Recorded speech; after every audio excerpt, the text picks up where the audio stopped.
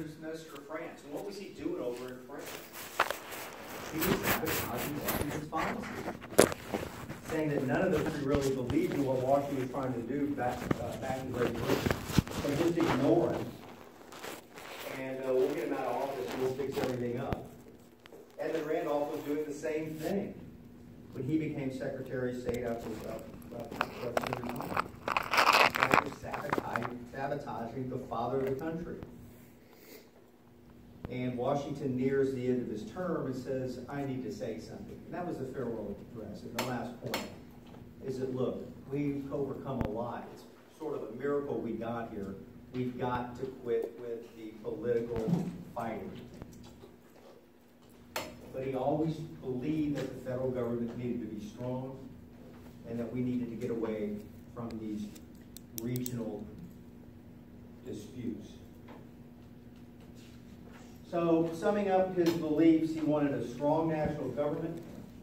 He wanted the country to expand, not only geographically, but by population. He wanted to avoid international entanglements. He wanted to move away from the Jeffersonian notion that the federal government is the enemy and realize that the federal government is a necessity, which he certainly came to understand while he was leading the troops during the Revolutionary War. He thought that narrow interests had to give way to larger interests. And lastly, on slavery, he believed that it should be ignored, that the country wasn't ready to deal with it. Did he necessarily like slavery? No. In fact, he was the only member of that Virginia aristocratic class who did what? Freed all his slaves. Upon Martha, his wife's death, they were all freed. And not only that, but Mount Vernon, his big estate, he set up a program to sell pieces of it to provide and help them financially for the years after their freedom. So he wanted slavery to be over, but he didn't see how, he thought it was a national cancer, but he didn't see how he could do it without the country being ripped into pieces.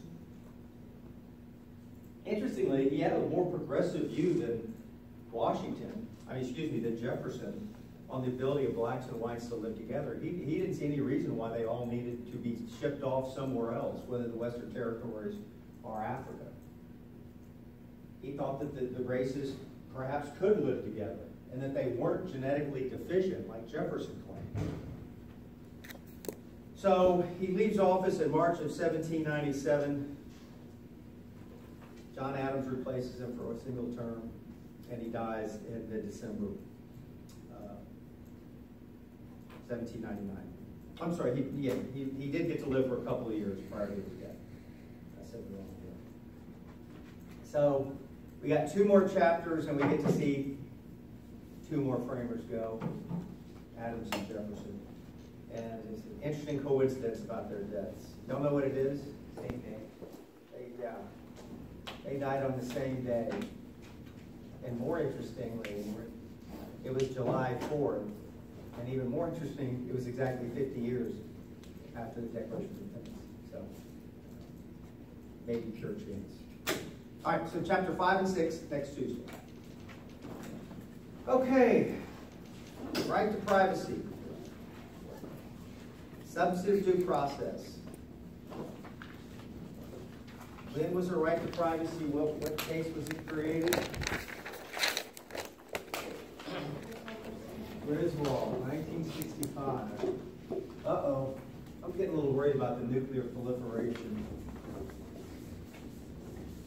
That class may be very pertinent. Where did it come from? Where'd the court come up with it?